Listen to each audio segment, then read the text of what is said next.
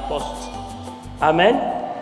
Qui vous apporte un autre courrier, une autre lettre de la part du Seigneur. Et j'espère que ça va rencontrer vos attentes. Mais je suis plus que convaincu que ça va vous faire du bien. Amen. C'est une longue lettre que nous allons écouter, que nous allons lire pour vous expliquer jusqu'à fin octobre. Donc pour vous dire que c'est vraiment un message thématique qui vient nous amener à nous donner des défis, à nous revoir notre fonctionnement, à avoir des ambitions pour arriver quelque part. Le thème global de mon message sera la maturité spirituelle. Ça sera le thème global. Jusqu'au mois d'octobre, nous parlerons sur ce qui empêche Dieu nous bénir, Dieu nous donner notre héritage. Parce que lorsque vous lisez dans la Bible, vous allez tout simplement découvrir que la Bible est un livre de promesses. Hein? La Bible est un livre de promesses. Il nous parle des plans de Dieu, des projets de Dieu pour nous. Mais la question que nous nous posons, pourquoi ces projets ne s'accomplissent pas ou ces promesses ne se réalisent pas? Est-ce que la Bible est fausse ou nous ne savons pas encore comment faire pour accéder à toutes ces promesses? Mais aujourd'hui, c'est une introduction et dimanche, nous allons donner un aperçu de la maturité que j'appelle la grandeur. La grandeur n'est qu'un aperçu, un aboutissement aussi de la maturité. Et le message de ce soir, dans la grandeur, nous allons parler de 2 points. Dieu rend nos noms grands. Dieu veut rendre ton nom grand. C'est-à-dire, tu portes le nom qu'on t'a donné, mais tu n'es pas encore un nom. Tu portes un nom qu'on t'a donné. Quand on devient un nom, ça veut dire, lorsqu'on cite notre nom, ça peut résoudre des problèmes des gens. Ça devient comme une signature. Et dimanche, nous allons parler sur la renommée. On dit que la renommée de Jésus était répandue partout. Et nous allons simplement expliquer qu'avoir un renom ne fait pas de toi quelqu'un de grand. Mais tu dois chercher à atteindre la grandeur.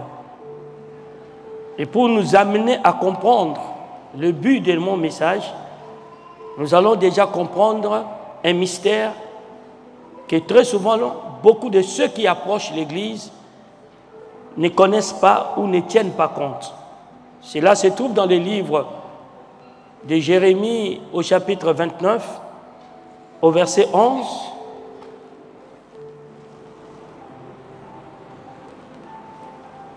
Jérémie 29, verset 11. Jérémie 29, verset 11. Car je connais les projets que j'ai formés sur vous, dit l'Éternel, projets de paix et non de malheur, afin de vous donner de l'avenir et de l'espérance. Ok. Dans ces passages, nous apprenons quelque chose de très capital.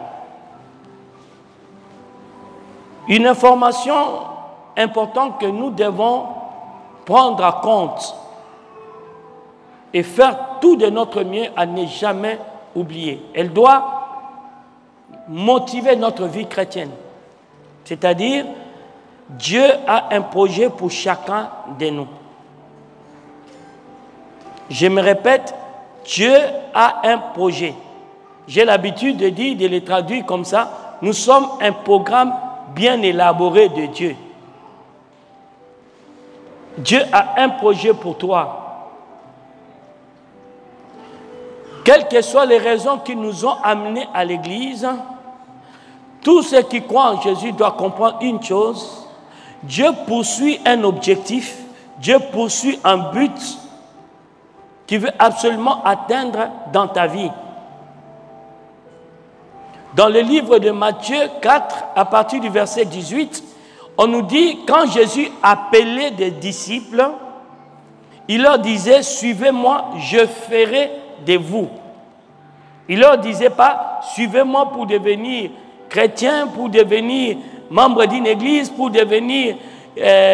non, il dit, suivez-moi, je ferai de vous. Cela veut dire quoi?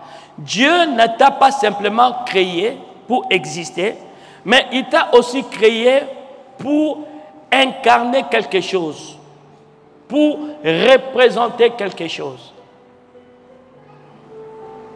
Dieu ne t'a pas créé seulement pour exister, mais il t'a créé pour incarner quelque chose, pour représenter une partie de sa divinité. C'est comme ça, quand vous venez en Christ, n'oubliez pas ce passage. C'est-à-dire, je ne viens pas en Christ pour chanter et danser, pour donner les dîmes et les offrandes, pour faire des sacrifices, mais je viens en Christ parce que Dieu a un programme, un projet pour moi. Et c'est pour ce projet que je suis fidèle à l'Église, que je suis fidèle, fidèle dans mes dîmes, je suis fidèle. Pourquoi? Parce que je sais que Dieu a un projet pour moi. C'est-à-dire, quand Dieu m'amène en lui, Dieu m'a sauvé, c'est parce qu'il veut m'amener quelque part. Il veut accomplir quelque chose dans ma vie et au travers de moi. Et quand vous n'avez pas cette notion en vous, vous n'allez pas être bien motivé dans votre vie chrétienne. Et c'est quelque chose que moi j'ai compris dès le départ de ma vie chrétienne. Et c'est ça qui va m'amener à abandonner le monde aussi facilement et jamais à éprouver l'envie de retourner dans le monde. Parce que quand j'étais dans le monde, mes parents m'avaient inculqué des valeurs et m'incitaient à aller à l'école pour devenir quelqu'un dans la vie. Le rêve de mon père était que je sois un médecin. Mon rêve, c'était de soit un homme d'affaires ou un militaire. Ma mère, certainement, elle avait ce rêve. Et quand j'ai embrassé la voie du Seigneur, j'ai compris tout de suite. Dieu ne me sauvait pas seulement du péché, mais il me sauvait pour me faire de moi quelqu'un. Je me répète, il me sauvait pour faire de moi quelqu'un. Alors je me suis donné à Dieu comme une pâte à modeler. Donc Dieu n'a pas eu du mal à me transformer à l'image qu'il voulait de moi. Mais malheureusement, la plupart d'entre nous, nous sommes durs comme la pierre. Et Dieu est obligé de nous casser, de nous briser, pour nous donner la forme. Dans le livre toujours d'Ézéchias, il nous appelle, il dit nous sommes lui il est le potier, nous sommes des argiles. Il veut donner à chacun de nous une forme. Et toi, tu dois collaborer à cela. Et pour collaborer à cela, tu dois accepter cette vérité. Lorsque Jésus vient dans le monde, il savait pourquoi il est venu dans le monde.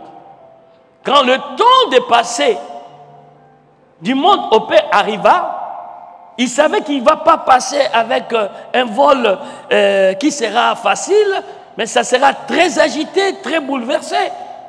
Et à un moment, il eut d'angoisse, il a eu la peur. La Bible le dit, il fut triste et il était angoissé. Et il s'est mis à prier à Gethsémane. Il dit, Père, si cela était possible, éloigne de moi cette coupe. Écoutez après, toutefois, pas ma volonté, mais ta volonté. Et à un moment, il dit ceci, est-ce que je dois dire à Dieu d'enlever cette coupe devant moi? Il dit non, parce que c'est pour ça que je suis venu. C'est pour ça que je suis venu. Or, l'issue de ça, c'était quoi? C'était pas que Jésus meure et reste dans le tombeau.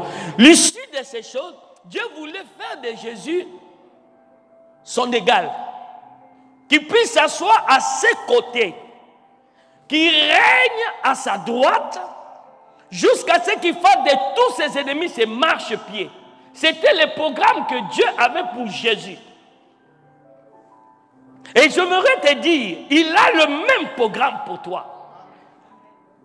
Dieu a un programme pour toi. Et arrête de prendre ta vie chrétienne comme un passe-temps. Ni ne permets plus à quelqu'un de te distraire dans ta vie chrétienne. Parce qu'il y a des endroits où Dieu veut t'amener, quelqu'un veut t'empêcher à y arriver. Il y a des acclamations Dieu veut qu'on fasse pour toi. Personne n'est là pour faire que tu ne sois pas un jour acclamé.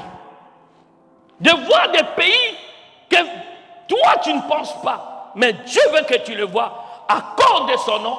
Mais il y a des gens qui feront tout pour que tu n'y arrives pas. Mais si toi-même tu n'es pas conscient. Vous savez, quand Jésus est entré dans le monde, la première personne qui vient négocier pour faire échouer les plans de Dieu s'appelle Satan. Il vient lui proposer le monde. Il dit, tu n'as pas besoin d'aller à la croix. Prosterne-toi devant moi. Adore-moi. Je te donne ce que le monde. Tu es venu pour le monde. Je te donne tout ce règne. Écoutez, Jésus est loin de moi. Il est écrit, tu adoreras que l'Éternel ton Dieu et tu lui serviras lui seul. Allez, évacue-toi. Donc si le service va m'amener jusqu'à la mort, je préfère être ce que Dieu veut que je sois et non ce que quelqu'un, un tiers veut que je devienne. J'ai une femme avec qui nous avons vécu longtemps. Aujourd'hui, je crois que des fois, quand il me voit, il réalise, il doit se dire, quand je me suis engagé avec cet homme, je ne savais pas que Dieu va l'amener jusqu'à ce niveau. Vous savez, quand elle s'est mise avec moi, elle avait des salaires, moi je n'avais pas de salaire. Elle faisait entrer de l'argent, moi je ne faisais pas entrer de l'argent. Aujourd'hui, elle vit avec moi, je ne consomme pas son salaire. Je lui dis, ça c'est à toi. Mais toi, tu dois consommer ce que moi je fais.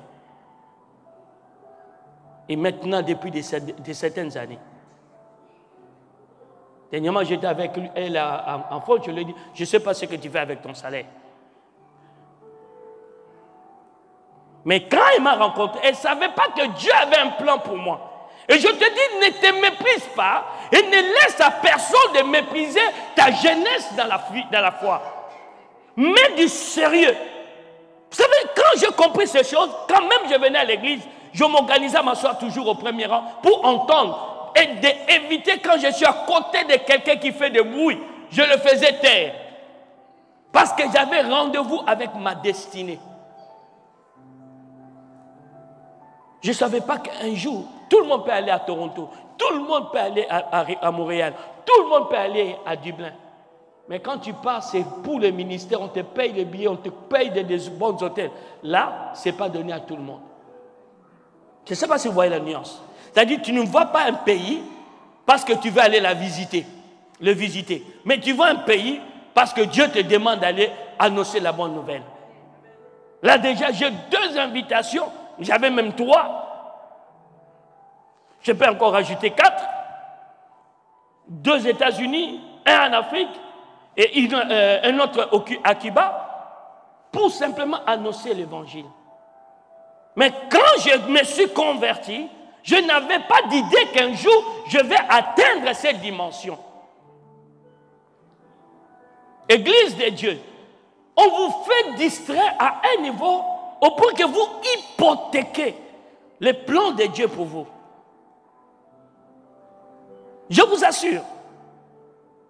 Et nous sommes tellement dans la distraction au point que le diable vient nous manipuler à un niveau qu'on oublie le pourquoi nous venons à l'église. Dieu a un projet pour toi. On va prendre l'exemple de papa Abraham. Nous sommes dans le livre de Genèse au chapitre 12. Nous allons lire le verset 1 jusqu'au verset 3. Genèse 12, verset 1. L'Éternel dit à Abraham, va-t'en de ton pays, de ta patrie et de la maison de ton père, dans le pays que je te montrerai. Je ferai de toi une grande nation et je te bénirai. Je rendrai ton nom grand et tu seras une source de bénédiction. On va lire un autre passage. 2 Samuel 7, verset 9. C'est pas grave. On devait. 2 Samuel 7, verset 9.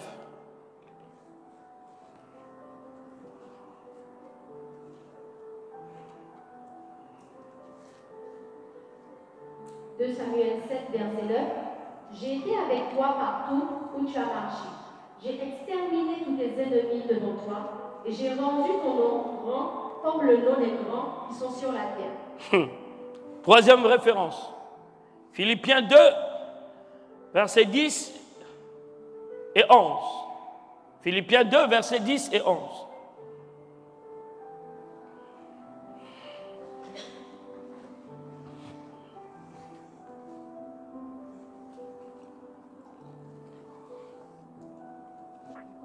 Philippiens 2, verset 10. Afin qu'au nom de Jésus, tout genou fléchisse dans les cieux. Non, sorry, commencez par 9 alors. Commencez par 9. Verset 9. C'est pourquoi aussi Dieu l'a souverainement élevé et lui a donné le nom qui est au-dessus de tout nom. Afin qu'au nom de Jésus, tout genou fléchisse dans les cieux, sur la terre et sous la terre. Et que toute langue confesse que Jésus-Christ est Seigneur à la gloire de Dieu le Père. Merci ma fille. Lorsque Dieu appelle Abraham, notre Père dans la foi, Dieu ne dit pas seulement à Abraham, quitte tout. Il commence par le verbe quitter, ou va-t'en, sors, quitte le monde, abandonne le péché, laisse telle chose, renonce aux boîtes de nuit, abandonne la colère, abandonne l'orgueil, abandonne la cupidité. Mais il donne les raisons en fait. Il dit quand tu quitteras toutes ces choses. Verset 2 s'il vous plaît. Il dit va-t'en. Je ferai de toi une grande nation et je te bénirai. Je rendrai ton nom grand et tu seras une source de bénédiction. Donc on ne peut pas être une source de bénédiction si tu ne portes pas un grand nom. On ne peut pas être une grande si Dieu ne t'élève pas dans une nation. Je ferai de toi une grande nation et je te bénirai. Je rendrai ton nom. La bénédiction a pour vocation de faire de toi quelqu'un, ma fille. Pas quelqu'un qui vient chanter. Faire de toi une personnalité dans la société. C'est ça l'important de la bénédiction. Les gens croient qu'on parle de la bénédiction, c'est seulement pour rire et rigoler. Non, non. C'est pour faire de toi quelqu'un. Une personnalité. Et là, Dieu dit à une personne qui a raté sa vie. Il a 72 ans. Donc c'est l'âge de la retraite. Il n'y a plus grand-chose pour lui. Il n'a même pas un enfant. Mais Dieu lui promet, Dieu défie sa situation. Il dit, si tu me suis, je ferai de toi. Si tu abandonnes, je ferai de toi.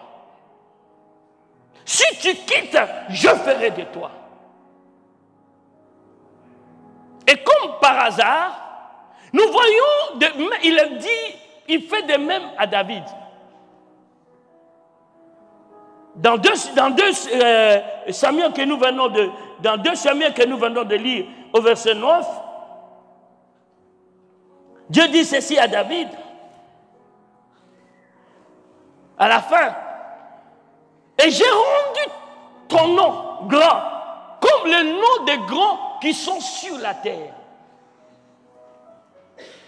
Il dit, tu étais un inconnu, tu étais un simple berger, tu étais, même dans ta famille, on t'oubliait.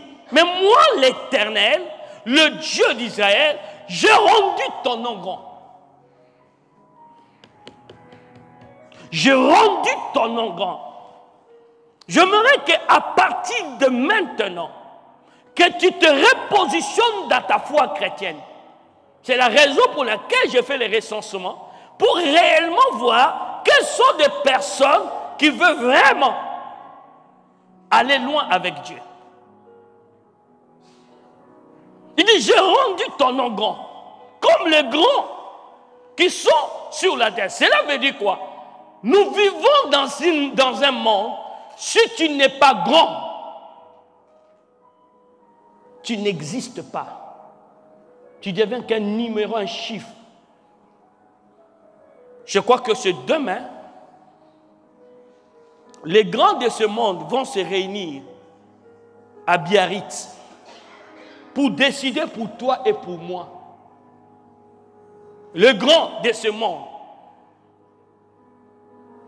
Ils sont une minorité, mais leurs choix et leurs décisions impactent nos vies.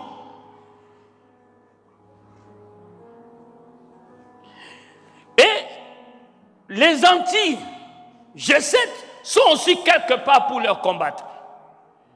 Et j'ai suivi ce matin les déclarations des anti-G7. Écoutez. Il dit, ces hommes-là, ces grands-là, sont au service de riches. Je me répète. Ils disent, ces grands présidents-là ne sont pas au service des Français, ni de la France. Ils sont au service des riches, des puissants. J'ai entendu ça aujourd'hui. Et toi qui m'entends, tu trouves c'est un scandale. J'aimerais te dire c'est faux. Ce n'est pas un scandale. C'est quelque chose qui est biblique. Plus tu es grand, plus les gens seront à ton service. Le monde fonctionne dans le pouvoir des multinationales parce qu'il y a la grandeur. Quand les États-Unis décident ou la Russie décide quelque chose, ça bloque tout. Personne ne peut dire quoi que ce soit. Et eux encore, c'est rien. Il y a 4 familles qui gouvernent le monde. Elles ne sont que 4. Et tous sont des juifs.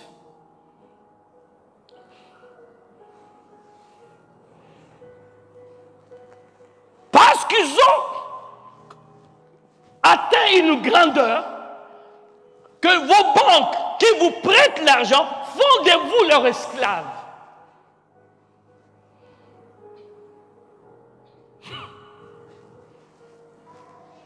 Parce que toi, tu es endetté. Mais c'est une banque qui t'a donné. Mais à la tête de ces banques-là, à la tête des systèmes financiers, il y a des puissants. Alors quand l'Église refuse la grandeur, quand l'Église fuit la grandeur, qui est le plan de Dieu, qui est dans la vision, dans le programme de Dieu, qu'est-ce qu'il fait? Il ne fait que fuir sa responsabilité. Je répète, il ne fait que fuir sa responsabilité. Il déserte. Il se retire. J'entendais quelqu'un dire un amen. Vous êtes dans un monde qui est gouverné par de grands. Nous avons eu en 2009 plusieurs manifestations ici qu'on a baptisées de LKP. Et ça terminé par des sanctions. Les gens ont perdu des travail jusqu'à aujourd'hui. Ils ne peuvent plus trouver de travail ici en Guadeloupe. J'en ai connu. D'autres dans des mairies. J'en ai connu, j'en ai vu. Parce que les grands ont décidé de leur punir. Et ils continuent à vous punir encore. J'étais avec un grand dans l'avion. J'ai fait un vol de Orly à ici. Il était assis à côté de moi. Et lui, il me regardait avec admiration. Et j'ai dit, mais qui est cet homme qui me regarde comme ça? Et puis il me demande, c'est pas vous l'apôtre, le pasteur Chamba? J'ai dit oui. Et il commence à me parler. On a discuté tout pendant le vol.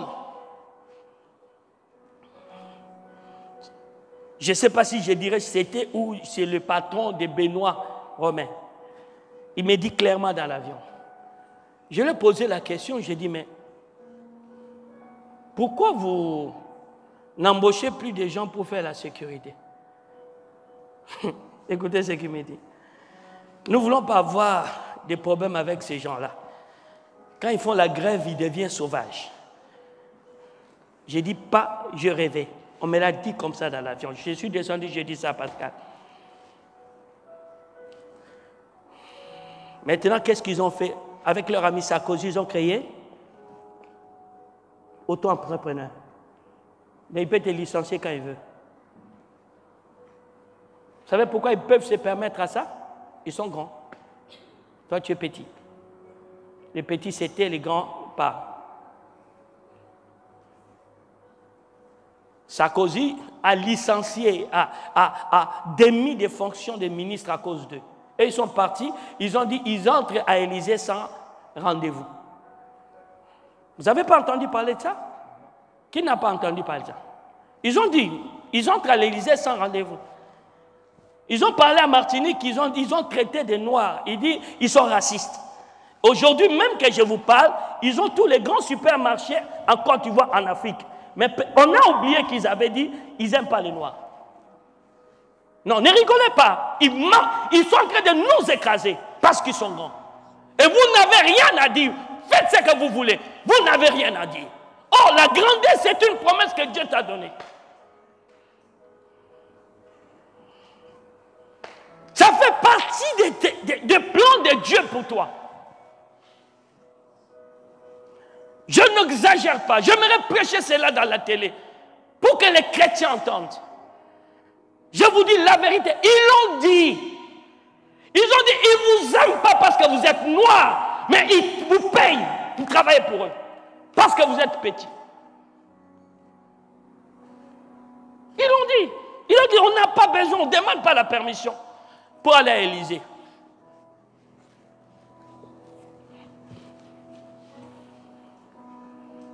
Mais au jour d'aujourd'hui que je vous parle, ils ont des chaînes de supermarchés en Afrique.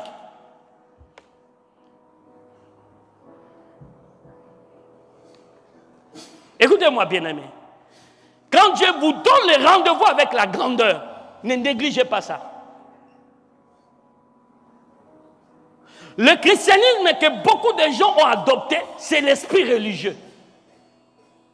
Vous êtes loin des ambitions que Dieu a pour vous. Vous n'êtes même pas intéressé par rapport au programme que Dieu a pour vous.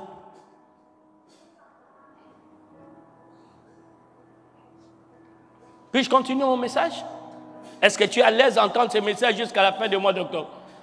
Parce qu'après fin d'octobre, je vais attaquer la pauvreté. Y a-t-il un bon amen avec moi? Quelqu'un peut dire amen? C'est comme ça Jésus en entrant dans le monde. Écoutez-moi. Il n'est pas rentré comme un petit. Il est rentré comme un roi. Un roi vient de naître. Malgré qu'il est né dans des conditions modestes. Mais c'est un roi qui vient de naître. Malgré qu'il n'y avait pas de place pour lui à l'hôtel. Mais c'est un roi qui vient de naître. Et qu'est-ce qui a montré sa grandeur? Le déplacement des mages. Et ils étaient reçus au palais sans rendez-vous aussi. My God. Quand tu es grand, les gens se déplaceront pour t'entendre. Ils ont été reçus au palais. Hérode était curieux de savoir quel est ce roi, ce bébé qui vient de naître roi. Et les mages sont partis. Et quand ils ont vu, guidés par les étoiles, je prophétise pour toi, bientôt ta vie sera une étoile. Et si tu vas, les gens viendront suivre cette étoile. Guidés par l'étoile. Ils étaient guidés par l'étoile. Et ils arrivent là où il y avait le petit enfant. La Bible dit, ils apportent des présents, ils se prosternent devant lui. Les autres disent les rois mages, les autres disent les astrologues. Mais pourquoi on leur traite de rois? Parce qu'ils avaient été reçus par le roi Hérode. Et le même Jésus, même dans sa mort, il était roi. Parce qu'il était au milieu de... Alléluia! Regardez la grandeur. On ne l'enterre pas là où on enterre tout le monde. On l'enterre à Père Lachaise de cette époque. Si vous ne le savez pas, dans le cimetière des riches. C'est là où Jésus a été enterré. Pas le cimetière où Lazare était enterré, non, non, non. Lui, il était dans le cimetière des riches. Dans une tombe que personne, ce n'était pas un caveau, personne n'était dedans. On ne voulait pas de mélange. Et ce cimetière-là était bien entretenu. C'est pourquoi le jour de sa résurrection, vous voyez, on dit qu'il y avait un jardinier en train de nettoyer. Ce n'est pas tous les cimetières qu'on nettoie, c'est la famille qui vient nettoyer. Mais c'était un cimetière où c'est des jardiniers qui viennent nettoyer. Alors dire à quelqu'un la grandeur est une bonne chose. Maintenant, la fin nous dit ceci. Dieu le ressuscite, le fait asseoir, lui donne le nom qui est au-dessus de tous les noms. Afin qu'au nom de Jésus, tous genoux fléchissent dans les cieux, sur la terre, sous la terre. Et que toute langue confesse désormais Jésus-Christ est Seigneur à la gloire de Dieu. Alléluia! Oh, si c'était ailleurs, on acclamait très fort cette belle parole.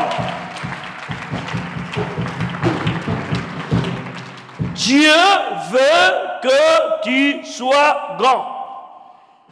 J'essaierai quand même de définir c'est quoi la grandeur. Dans le dictionnaire, on me dit ceci, caractère de ce qui est grand. Élévation morale, intellectuelle. Qualité exceptionnelle qui suscite le respect et l'admiration. Qualité exceptionnelle qui suscite le respect et l'admiration. Caractère de ce qui est grand, l'élévation morale ou intellectuelle. Grand est défini comme dont la taille est importante, ce qui est étendu ou qui a du talent, qui a du potentiel. Et Dieu promet, il dit pas à Abraham, je te rendrai grand. Il dit, je rendrai ton nom grand. Dans le message de Dieu, il dit, je rendrai ton nom grand. Il a une information. Pourquoi il ne dit pas, je te rendrai grand? Parce qu'il sait que dans le nom, il y a tout ce qu'il faut pour la vie d'une personne. Écoutez, chez les Juifs, le nom définit l'identité, la filiation et le projet, c'est-à-dire le futur d'une personne. Quand vous entendez parler d'un nom, ça veut dire que ça l'identifie, sa filiation, c'est-à-dire il est de quelle origine, il est de quelle famille, de quelle souche, et son avenir est dans le nom.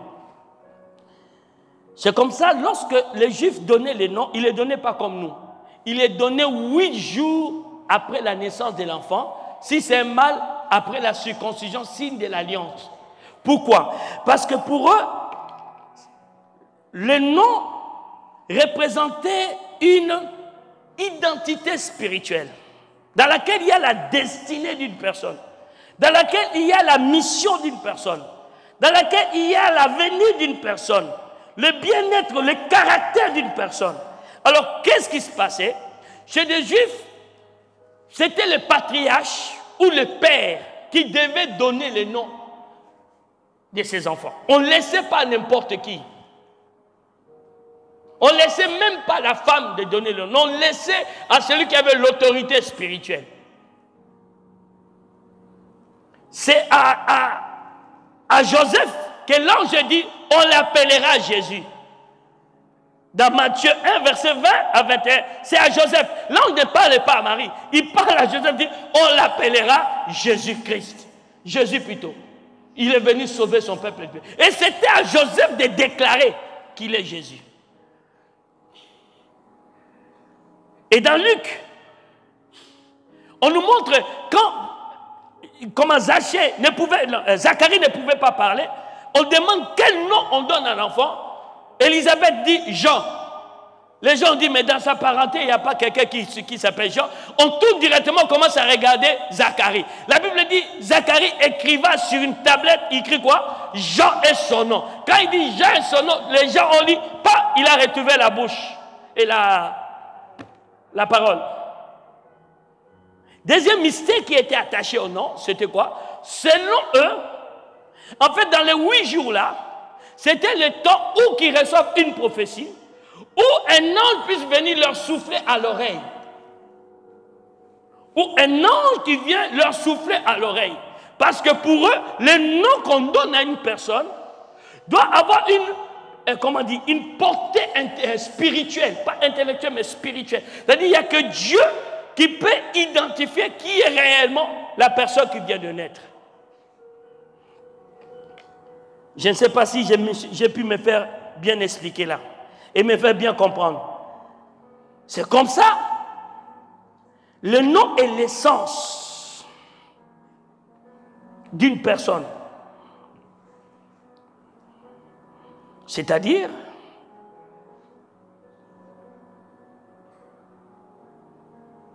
dans l'essence, on explique la nature propre d'une chose, d'un être, ou ce qui les constitue.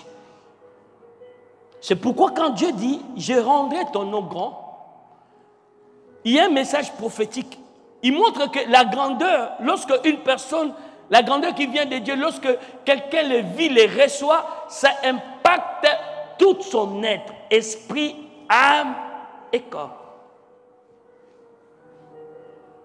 Esprit, âme et corps. Et ça touche toutes les dimensions de sa vie. Y a-t-il quelqu'un qui comprend ce que je suis en train de dire? Je m'arrête un peu là. Peut-être j'étais effrayé avec les LKP. Ah, tu arrives à comprendre? Hein? Est-ce que vous arrivez à comprendre? Si vous comprenez, bougez un peu les mails que je vois. Ok. Alors quand tu m'écoutes, tu ne vois pas à quoi ça t'intéresse ou tu ne vois pas même pas comment toi tu vas faire. Permettez-moi d'établir quelques vérités qui seront importantes.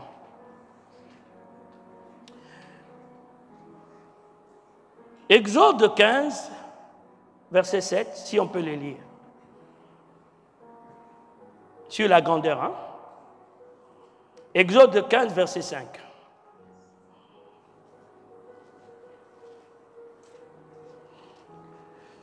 Exode 15, verset 5. Les flots les ont couverts, ils sont descendus au fond des eaux comme une pierre. Exode combien? 15, verset 5.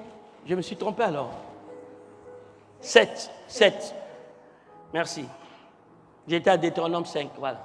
Par la grandeur de ta majesté, tu renverses tes adversaires, tu déchaînes ta colère, elle les consume comme du chaud. Deutéronome 5, verset 24.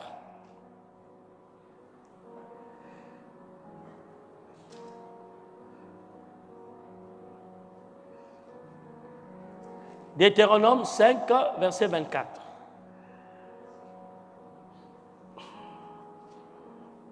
Et vous dites, voici l'Éternel, notre Dieu. Nous avons vu sa gloire et sa grandeur. Nous avons entendu sa voix du milieu du feu aujourd'hui. Nous avons vu que Dieu a parlé à des hommes et qu'ils ont demeuré vivants. Ok. Notez seulement, Psaume 66, verset 3 qui dit, dites à Dieu que tes œuvres sont redoutables à cause de ta grandeur, de ta force, tes ennemis te flattent. Tes œuvres sont redoutables à cause de la grandeur de tes forces, tes ennemis te flattent. Suivez-moi. La Bible nous révèle que le Dieu que toi et moi, nous adorons est grand. Tu ne sers pas un Dieu quelconque. Tu sers le grand de grand, le faiseur de grand et le summum de la grandeur. Dieu est grand et il montre sa grandeur. Et c'est grâce à sa grandeur, de sa force, il mate toute la rébellion, toutes les choses, les personnes qui veulent s'opposer à lui. Grâce à sa grandeur. Maintenant, selon Genèse 1, verset 26 à 28, on nous révèle simplement que Dieu nous a créés à son image et selon sa ressemblance. Si Dieu est grand Qu'est-ce qui fait que toi, tu n'aspires pas à la grandeur? Qu'est-ce qui t'empêche, toi, à rêver la grandeur? Parce que le Dieu que tu sers, qui t'a créé, tu es sorti de lui. Parce qu'en te créant, Dieu parlant à lui-même, tu es sorti de lui. Il est grand. Pourquoi toi tu veux rester dans la petitesse? Pourquoi tu n'aspires pas à la grandeur? Ça, c'est la première chose.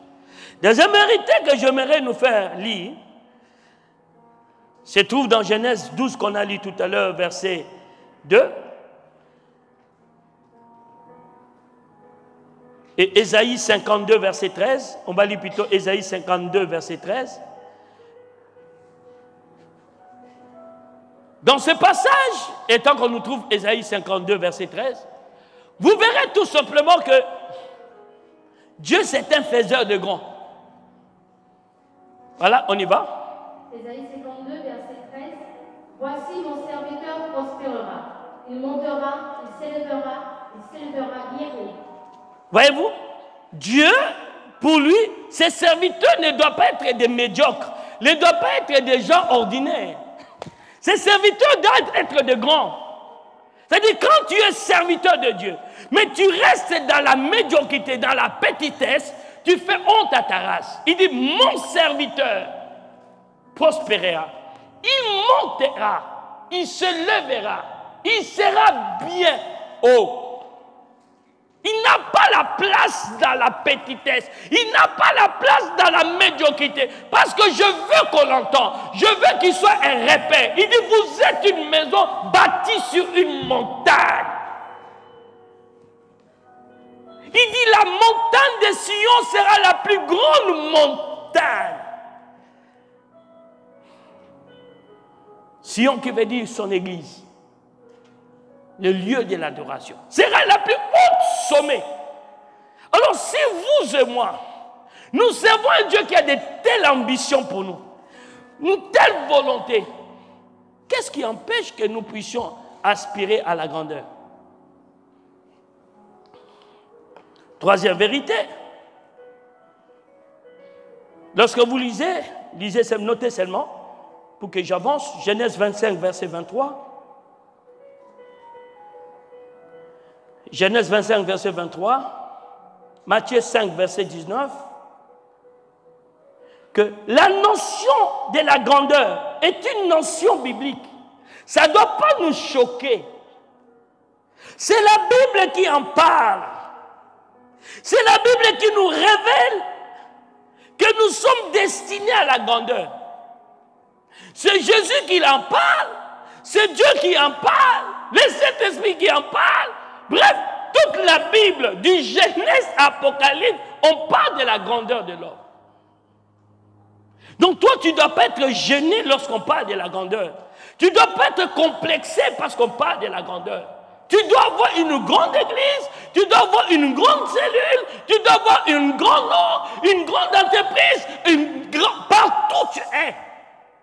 Tu dois aspirer à la grandeur. L'esprit qui nous anime malheureusement, c'est l'esprit de contentement. Non. Il faut aller plus loin que ça. Alléluia. Non, je disais à quelqu'un, Alléluia. Et la Bible parle de la grandeur comme un aboutissement. C'est-à-dire, quelque chose qui est un processus donc tu commences à un niveau. Tu commences à un niveau, Emmanuel. Tu as une étape. Mais tu ne dois pas t'arrêter là. Chaque année, toi et moi, nous devons progresser. J'attends plus d'amen. Il y a quelqu'un qui est certainement sonné. Mais on nous parle encore de la grandeur comme une récompense que Dieu donne à ceux qui les servent. Dans 1 Samuel 2, verset 21. Comme une récompense. On nous parle de la grandeur comme une évolution naturelle de la vie. On nous dit, Samuel grandissait devant Dieu. Il continuait à grandir jusqu'à devenir grand. Là, vous allez le trouver dans 1 Samuel 2, versets 21 à 22 et versets 21 et 26. 1 Samuel 2, versets 21 et 26. Et 1 Samuel 3, verset 19. Alléluia. Quelqu'un peut dire amen avec moi? Et nous voyons encore la grandeur selon Ésaïe 53, 12, comme une réalité de la rédemption. C'est-à-dire, dans la rédemption, il ne doit pas avoir le petit.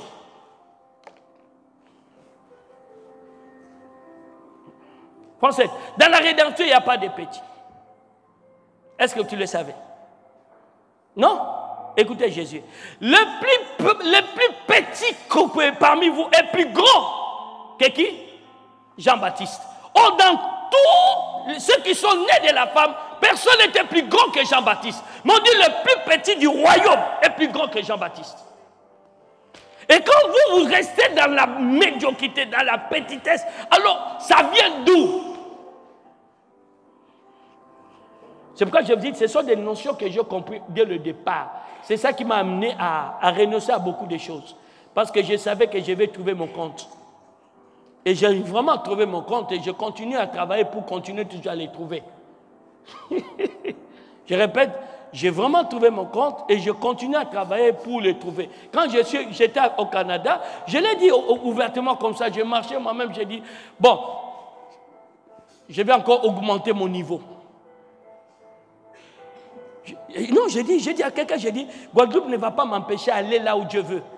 Donc, où ils me suivent, ils restent là où ils sont, mais moi, je vais continuer. Attendez, tu roules dans un pays où une seule voie de la route, c'est comme une autoroute en France. Alors, tu vas rester dans une île où les routes sont encore réduites, tu risques d'être envoûté par l'esprit de la petitesse.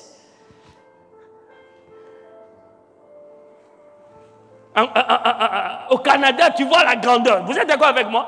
Tu regardes un building comme ça, tu as l'impression que cet gratte-ciel va tomber sur toi. J'étais dans une piscine, c'est 18e niveau. Et quand je sors, je regarde en bas, j'ai la vertige. Je dis, hey!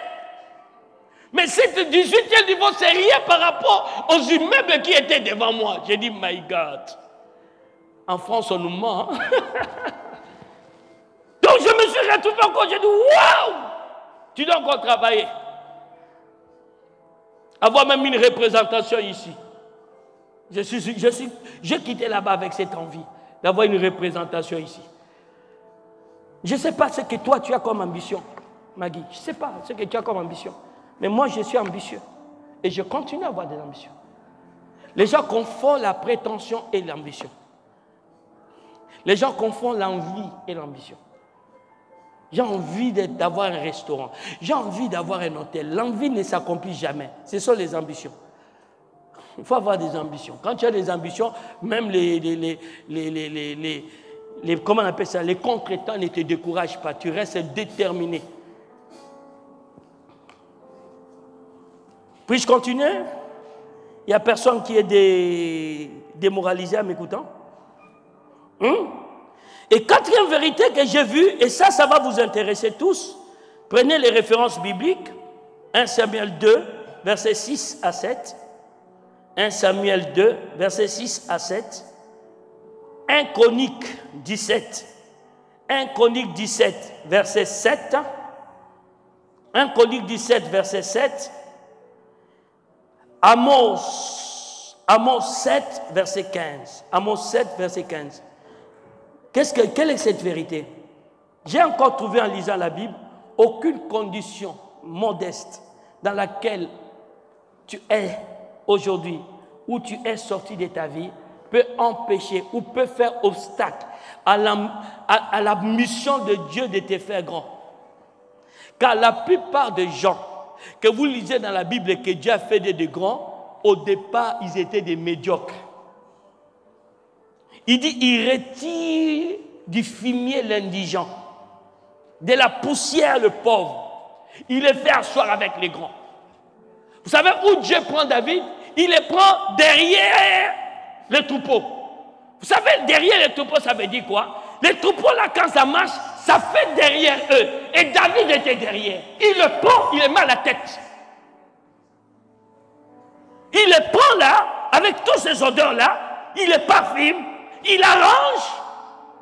Il va me prendre, il va m'arranger, il va me positionner. Ce n'est pas des slogans. Aspirez à ça. Aspirez, arrêtez de nous chanter des slogans. Aspirons à ça. Quelqu'un peut dire Amen avec moi. Non, j'entendais quelqu'un dire un bon Amen avec moi. Bien-aimé, vous prenez un homme comme Joseph. Joseph était prisonnier. Dans la prison des chambres, comment on appelle ça? Couloir de la mort. On l'appelle. Il devient premier ministre.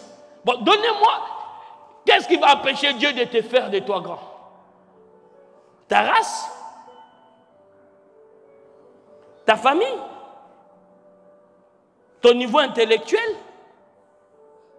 Vous savez que David n'est jamais allé à l'école? Est-ce que vous le savez? Le seul cours que David savait, nettoyer les brebis de son père et chanter. Mais ça ne les a pas empêchés à devenir rois. J'aimerais encore vous donner une information, peut-être vous ne savez pas. La plupart des grands de ce monde sont des autodidactes. Ils sont à 95%. Et ce sont des intellectuels qui travaillent pour eux. Donc arrête de te donner des excuses. Moi, je n'ai pas de diplôme universitaire. Non. J'ai remarqué, les gens qui étudient beaucoup ne font rien dans la société, sauf travailler pour ceux qui sont comme nous. Ils ont toutes sortes de diplômes. Si, tu n'as jamais remarqué? Tu fais quoi avec tes diplômes? Yeah. Tu cherches un patron pour... Voilà. Maintenant, change de manière, tu dis que j'ai oublié tous ces diplômes. Tu verras ce qui sortira de toi. Vous avez jamais remarqué? Mais Paul qui a dit ça, il a dit tout ce qui était pour moi comme gain. Je le regarde comme de la boue. Pour connaître Christ. Ah, vous voyez, les gars là, des Martiniques, là, les béquets là. Ayot, allez chercher ici la bac, ici la master. Il ne connaît même pas. L'université ici, c'était comment? Donc quand tu es là, tu commences à trouver des excuses. Je ne suis pas en France, ça ne va pas marcher. Non, Dieu ne t'enverra pas en France pour t'élever. S'il veut te faire grand ici, il te fera grand ici. Et c'est la France qui viendra te chercher ici. Non, oui, j'ai dit là où tu habites à Sainte-Rose, à Pointe-Noire, on vient chercher. Le jet privé descend, on vient te chercher. Oh, une fois, j'étais en Guadeloupe. Je crois que c'était entre 2009 et puis j'étais en retraite de prière. Et mon téléphone sonnait, mais comme j'avais éteint mon téléphone, je ne recevais pas de messages. Et quand je retourne en France, j'ouvre mon téléphone, j'avais vu que j'avais beaucoup d'appels. Et je réponds. Je rappelle, j'écoute d'abord le répondeur. Et je vois une autorité importante me chercher de l'Afrique. J'ai appelé à l'époque le révérend John, j'ai dit appelle-le pour savoir qu'est-ce qu'il a comme besoin. Parce que je vois qu'il a insisté. Quand il a eu le révérend John, écoutez, il dit tout va bien, il n'y a pas de problème. Je dis ok. Mes amis, quelques jours après, j'ai vu qu'il a relancé. Je l'ai répondu. Les gars commencent à dire, pleurer, est-ce que tu peux venir? Bien-aimé, tu voyages, un billet première classe pour 4 jours. On te paye un billet pour combien de jours? 4 jours. Donc les salaires, 5 mois de salaire ou 6 mois de salaire de quelqu'un pour 4 jours. Mon rêve que tu arrives à ce niveau-là. J'ai pris vraiment Dieu que tu arrives à ce niveau-là. C'est-à-dire, on te cherche. La personne est prête à tout faire pour que toi, tu arrives chez lui. Le Jésus que tu négliges, moi, je sais ce qu'il a fait dans ma vie. Magui, je sais ce qu'il a fait dans ma vie. Tu sais que tu as un niveau intellectuel plus que moi, Magui? Je sais ce qu'il a fait dans ma vie. Quand je vois comment vous le négligez, ça me révolte. Je sais ce qu'il a fait dans ma vie. Je sais. Lorsqu'à 24 ans, 25 ans, je suis dans la bulle de président Mobutu pour prier pour ses enfants. Mobutu que les gens craignaient. Tu as 25 ans, tu montes dans l'avion. Je ne suis pas encore marié. Je viens de rencontrer Gila, mais on n'est pas encore marié. Je pars en Belgique. Je remonte dans l'avion. L'avion présidentiel, c'est dans des pistes, dans des aéroports aussi privés, bien sécurisés. Tu montes. Tu n'as que 25 ans. Arrêtez de jouer avec Jésus. Aucun diplôme ne peut te donner les avantages que Jésus donne. Je répète, aucun diplôme. Et je sais ce que je dis, j'assume ce que j'ai. Aucun diplôme. Aucun. Donc mets du sérieux dans ton appel, tu vas aller loin. J'attendais quelqu'un dire un bon amen. Non, j'attendais quelqu'un dire un bon amen. Est-ce qu'on peut acclamer le Seigneur, s'il vous plaît?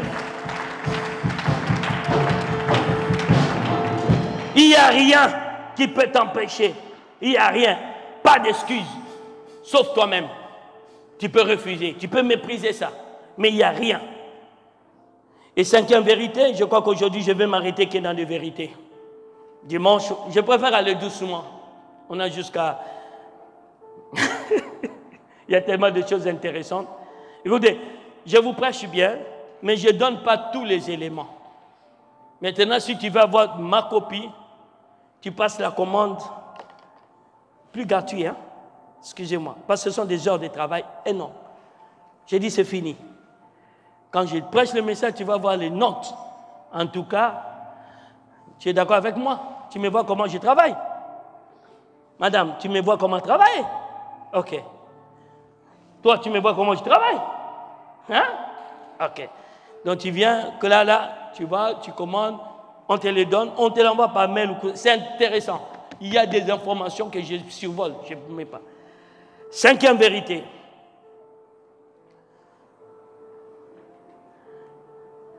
Il y a 3 sortes de grandeur que j'ai découvert dans la vie et dans la Bible. Il y a 3 sortes de grandeur. La première grandeur, c'est des hommes. La grandeur que des hommes.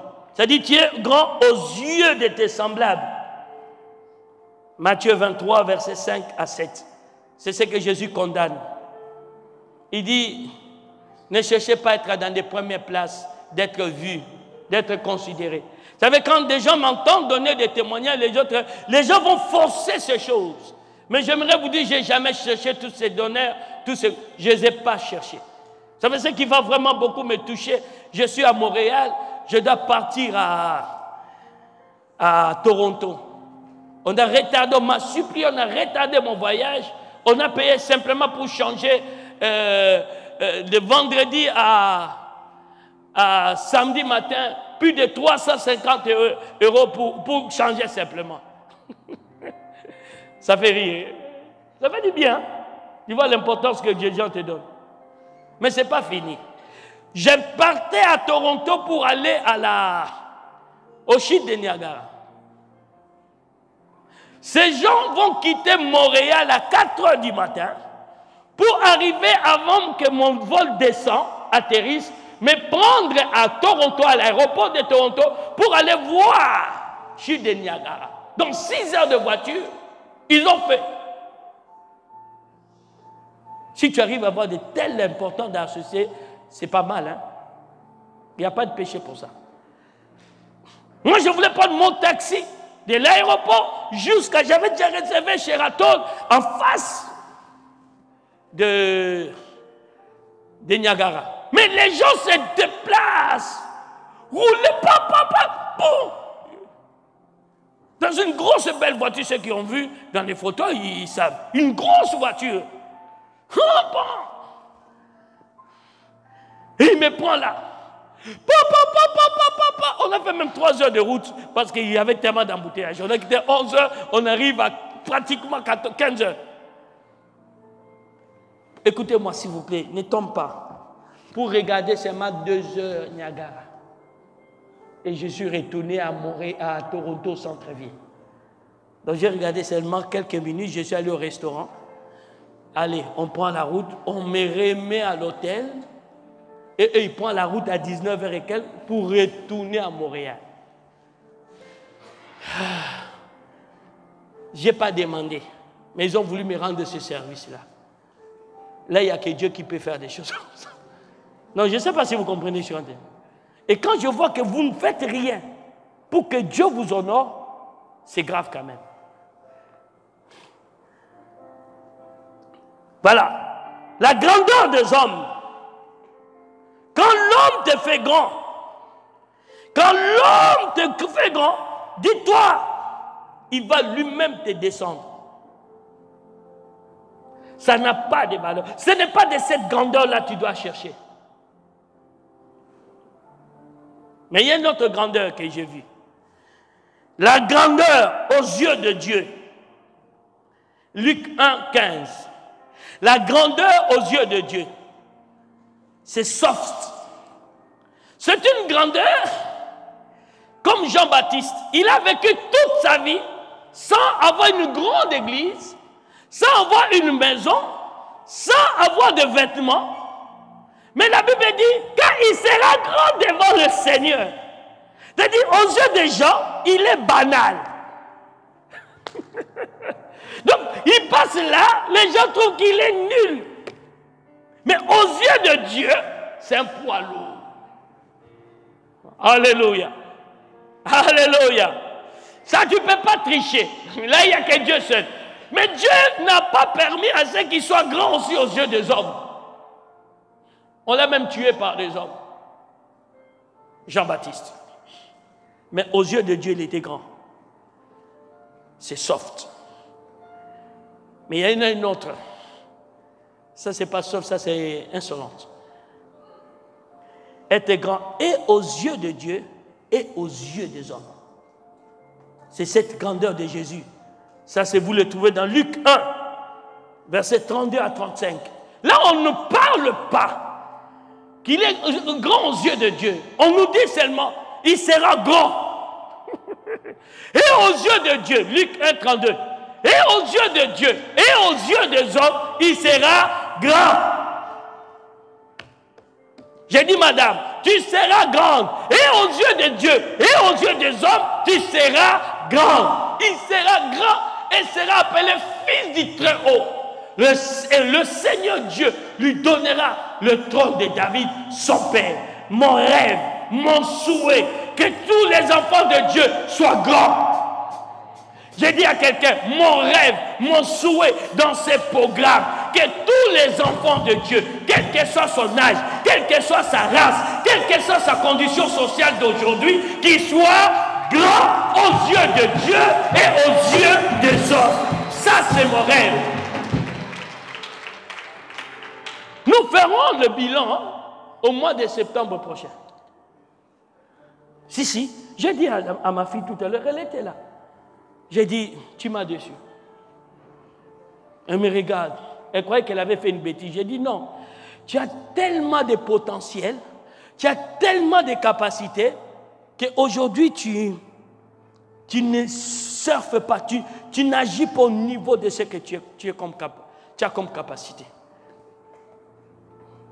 Nous, il y a des choses qu'on a appris. Même parler français, on a appris. Pour seulement prêcher.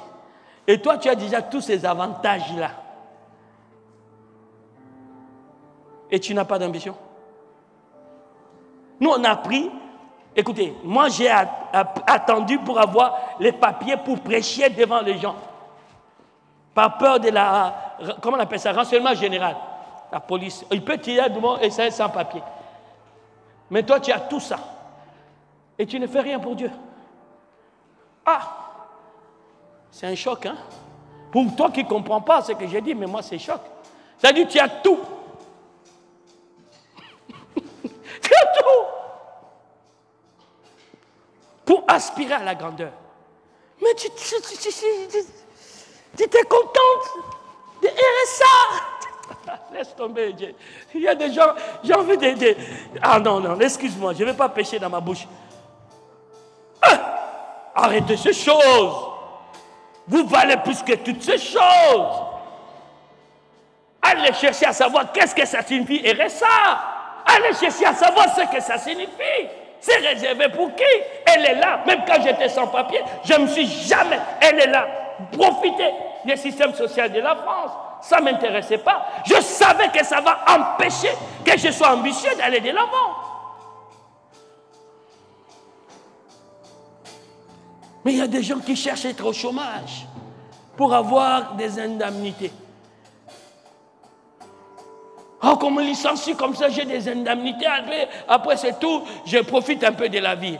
Mais les indemnités là, c'est combien? Ça n'a pas une durée éternelle. Qui vous a dit? Même 1 an déjà, c'est beaucoup. J'en ai vu beaucoup. 1 an. Non.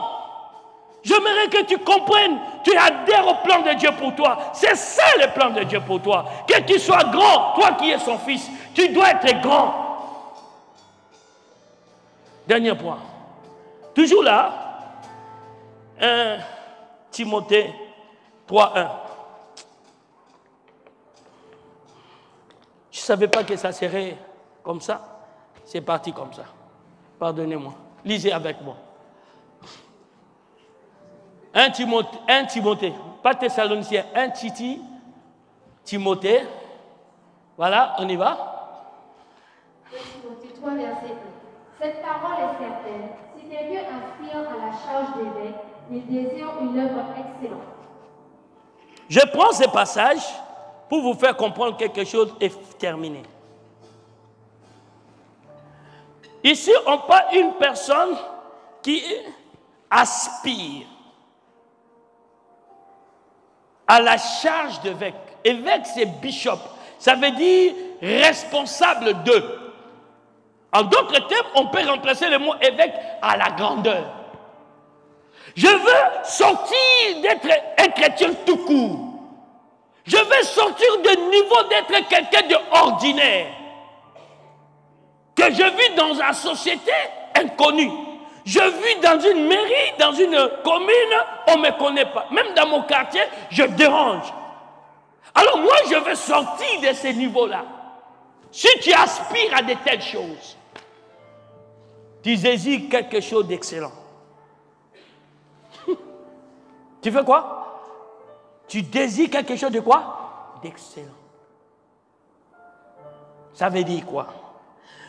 Dieu ne te donnera rien que tu n'aspires pas. Tu veux que ta cellule se multiplie cette année? Aspire à ça, jeûne, prie. Tu veux que ton ministère se fasse voir? Aspire à cela.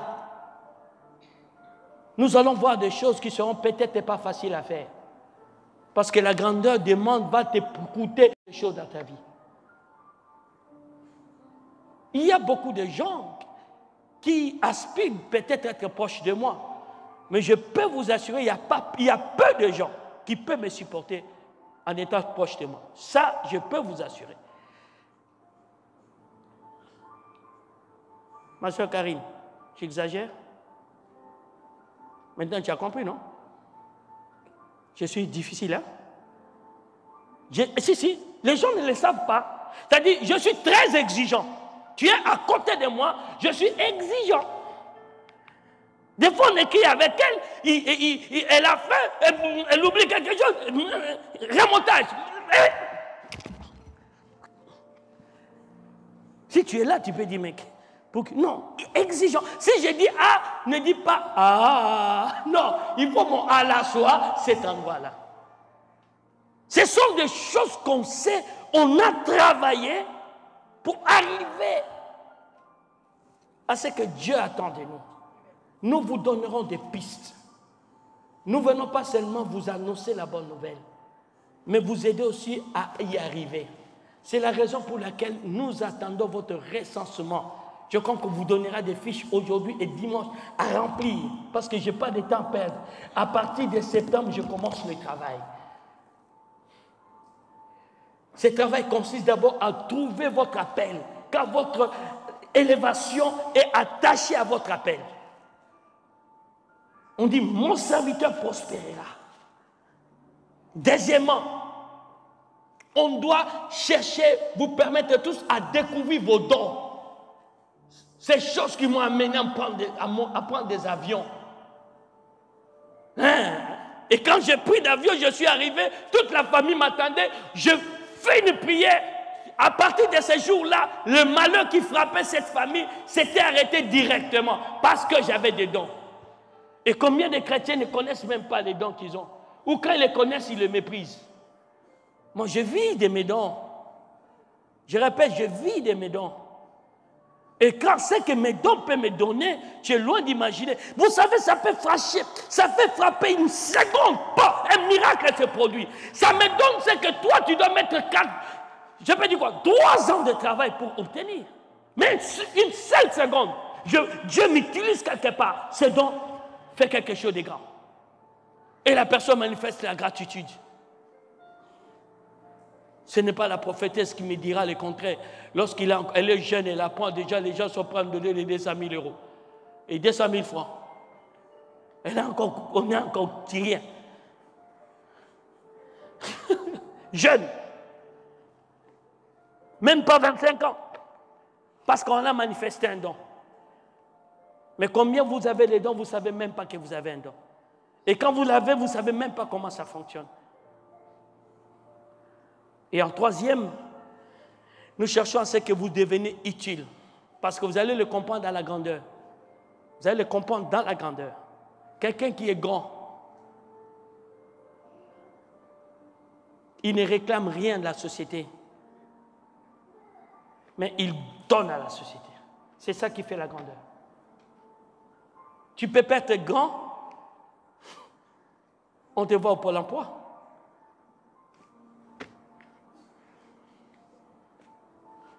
Non, écoutez, j'ai dit, c'est pas, ma fille, c'est pas mauvais, hein? C'est une étape. Est-ce que tu comprends? J'ai dit, la grandeur est un processus. Est-ce que vous avez entendu ou pas? Il ne faut pas être là, vous devenez directement, ah, je ne vais plus aller à Pôle emploi, je ne vais plus prendre mon RSA. Non, j'ai dit, c'est un processus. Il faut très bien m'écouter. Mais il ne faut pas rester dans cette situation éternellement. Je suis dans les HLM, c'est un niveau, c'est un départ. Mais je ne mourrai pas là-dedans. J'aurai des HLM à mon tour. J'habiterai plus dans les HLM, j'aurai mes HLM. Aïe, aïe, aïe. Est-ce que quelqu'un a compris ce que je dis? Est-ce que quelqu'un a compris ce que je dis? Donc, ne sois pas effrayé, ne tremble pas. Dieu t'a trouvé un niveau. Maintenant, il vient te dire, on va entrer dans la course. Pour sortir de ce niveau-là, je vais t'amener maintenant quelque part. Il les avait trouvés, ils étaient des pêcheurs. Il les avait trouvés, ils étaient derrière le troupeau. Dieu t'a trouvé là où tu es. Rends grâce à Dieu de là où tu es. Mais dis-toi une chose, ce n'est pas la finalité de ta vie. Ça ne doit pas t'arrêter là. Tu dois aller quelque part. C'est ce que tu dois comprendre. C'est un début de quelque chose.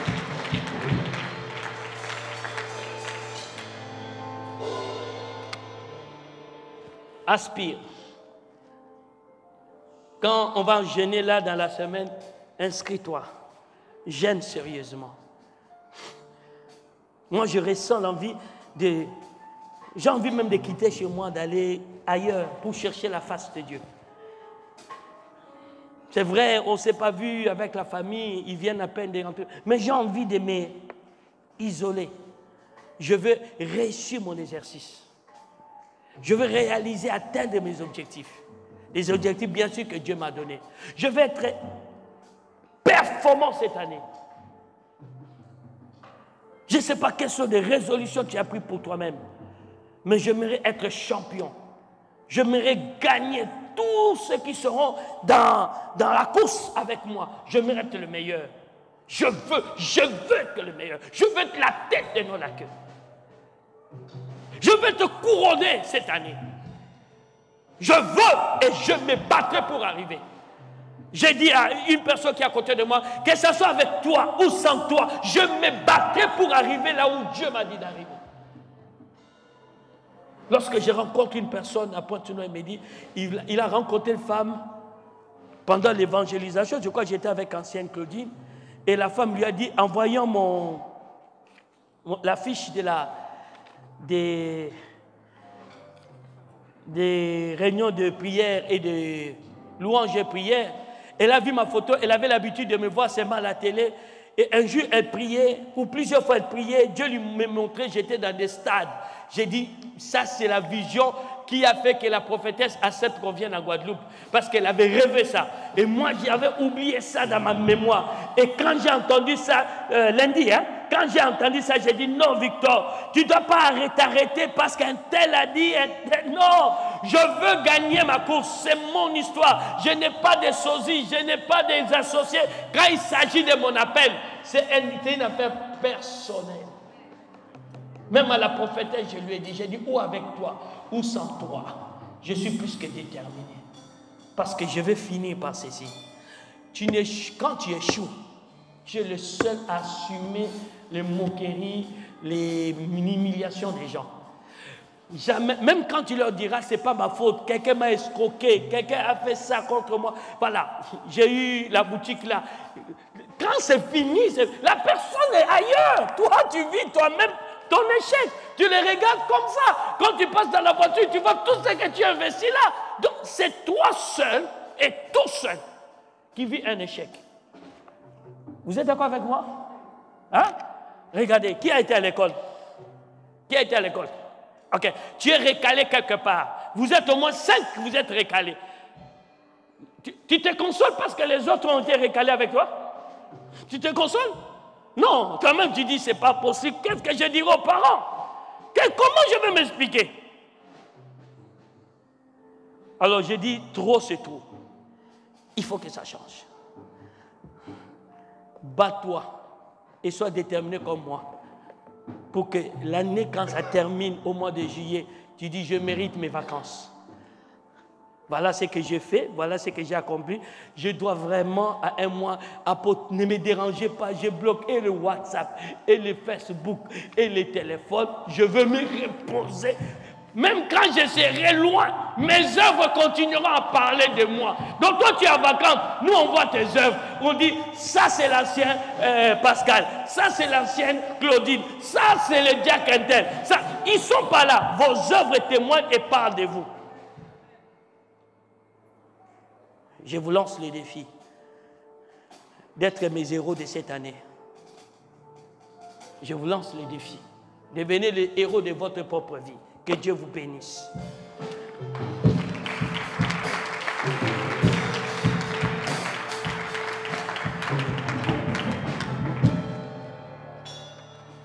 Nous allons apporter nos offrandes.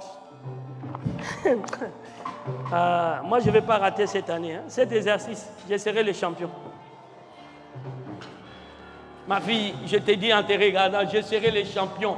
Vous qui me regardez sur WhatsApp ou sur Internet, je veux gagner mon pari. Je ne cherchais plus là-bas, je veux changer mon âme. Je ne cherchais plus là-bas, il y a longtemps que j'ai aimé la vie, je ne cherchais plus. Je ne cherchais plus là-bas, je veux changer mon âme. Je ne cherchais plus là-bas.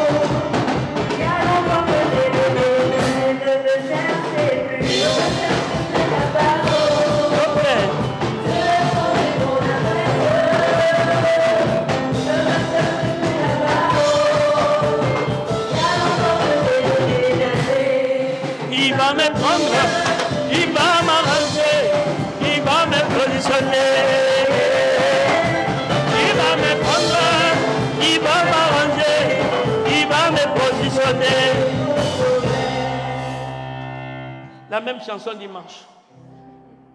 Ça, c'est la chanson qui correspond. Père, je bénis ces offrandes. Nous te les présentons. Agrée-le. Et prédispose-nous dans cette course de la vie et de notre destinée pour que nous soyons meilleurs dans notre catégorie.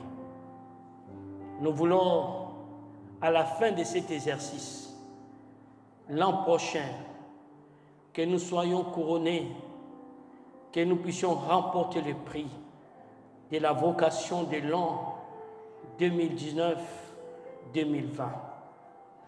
Que toi seul, le Seigneur de gloire, que tu peux donner. S'il te plaît, Papa, déclenche le processus de progression, d'évolution dans la vie de chacun. Crée en nous le vouloir et le faire. Que personne ne se sente lésé ou ne se dise c'est trop tard, c'est impossible. Mais que ces paroles puissent convaincre chacun. Et que chaque personne ne voit plus son niveau, mais qu'il voit le niveau de son Père et les projets, les ambitions de son Père. Car la foi consiste à regarder à la main de Dieu et non à nos capacités. Je ramène tous leurs pensées captives à l'obéissance de cette parole. Et je déclare qu'ils sont aptes, capables à se transformer en des géants dans cette société. Au nom de Jésus-Christ. Amen. Prenons place. Comme ça, nous commençons notre jeûne de prière le 28, du matin jusqu'au soir. Nous l'ouvrons le soir et nous nous retrouvons dans nos cellules de maison. S'il vous plaît, ne manquez pas, va dans les cellules de maison, prie conformément à cette parole. Nous allons prier pour que Dieu nous aide. Voilà, jusqu'à vendredi, comme vous savez, j'ai dit même jeudi, vous pouvez vous retrouver ou chez vous, ou dans vos cellules pour être plusieurs, à 19h pour prier. Bien aimé, il y a des choses, quand vous recevez un message prophétique comme celui-ci, vous devez adhérer. Je ne parle pas de moi, je parle de vous. Ok? Voilà. Vendredi, vous pouvez prier 18h pour vous retrouver ici. Vendredi prochain, bien sûr, à 23h, parce qu'il n'y aura pas de culte de 19h. On aura la veillée de toute la nuit jusqu'à 5h du matin. Donc, n'oubliez pas ces programmes, et pour vous, et pour votre famille, et pour votre église, et pour votre pays. Car quand tu atteindras la grandeur, tu seras la bénédiction pour notre société. Tu lèves tes mains pour la bénédiction, car seule la bénédiction qui peut t'amener à la grandeur. Le Dieu d'Abraham, d'Isaac et de Jacob t'a titré pour une bénédiction permanente. Que cette bénédiction que tu as droit par la rédemption puisse manifester son pouvoir dans ta vie. Et ce pouvoir puisse te mettre dans le processus de la grandeur au nom de Jésus-Christ de Nazareth. Que toute stagnation, toute routine, toute vie de routine cesse maintenant, soit brisée dans le nom de Jésus-Christ de Nazareth. Que même ton niveau, tes origines n'empêchent pas Dieu de t'amener là où tu es et là où il a prévu pour toi au nom de Jésus-Christ de Nazareth. Que la bénédiction de l'Éternel te sorte de tes projets, de tes programmes et te connecte avec le projet que Dieu a pour toi au nom de Jésus-Christ de Nazareth. Et que la protection divine te soit donnée pour vivre pleinement le plan et les desseins de Dieu dans ta vie au nom de Jésus-Christ de Nazareth. Je dis que tu seras heureux. Je répète que tu seras heureux. Et tu jouiras des bénédictions qui viennent de l'Éternel. Tu ne seras pas un mendiant, mais tu seras un donateur. Au nom de Jésus, tu es titré pour une vie meilleure. Sois béni. Rentrez en paix et bonne soirée.